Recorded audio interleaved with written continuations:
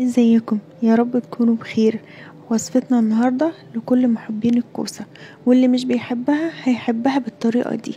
هنعملها النهاردة باللحمة المفرومة من غير ما نقورها ولا نهدر منها اي حاجة، وبطريقة سهلة وسريعة، وان شاء الله هتعجبكم قوي. يلا بينا نشوف عملناها ازاي.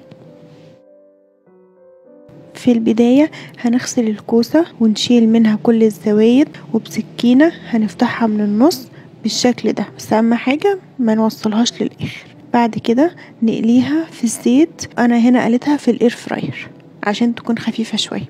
ونبدأ بعد كده نعمل اللحمة المفرومة. في قلاية نحط معلقة زيت وننزل عليها ببصلتين كبار مفرومين، نشوحهم لحد ما لونهم يغير حاجة بسيطة. ننزل عليهم باللحمة المفرومة، نفضل نقلب فيهم لحد ما لونهم يبدأ يتغير معانا. بعد كده هننزل عليهم بالبهارات، ملح وفلفل اسود وقرفة وكبابة صيني وبابريكا مدخنة وزعتر وملح. نقلبهم بقى ونسيب اللحمة لحد ما تستوي، مش بتاخد اكتر من ربع ساعة وهتكون خلصانة. بعد كده نبدأ نحضر الصلصة.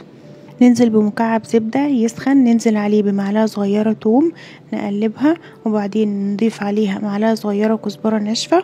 نفضل نقلب فيهم ونضيف معلقة كبيرة صلصة طماطم، وننزل عليهم بكوبين من عصير الطماطم الفريش. ونحط بقى البهارات بتاعتنا، ربع معلقة من الفلفل الاسود وبابريكا ونعناع ناشف وكبابة صيني، ونظبط الملح ونسيبها لحد ما تتسبك. وده شكل الكوسة بعد ما اتقلت. نجيب بقى صينية فرن ونبدأ نحشي الكوسة باللحمة المفرومة اللي كنا جهزناها قبل كده، وبعدين نرصها في الصينية بالشكل ده.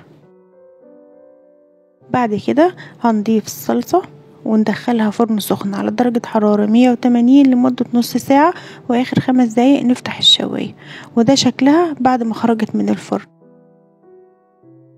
مش قادرة اوصف لكم بجد ريحتها كانت عاملة ازاي، ولا طعمها حاجة كده خرافة، حاجة كده زي السكر. بجد لازم تجربوها بنفسكم. اتمنى الوصفة تكون عجبتكم، ويلا لايك وشير للبوست، وبألف هنا وشفا مقدما على قلوبكم.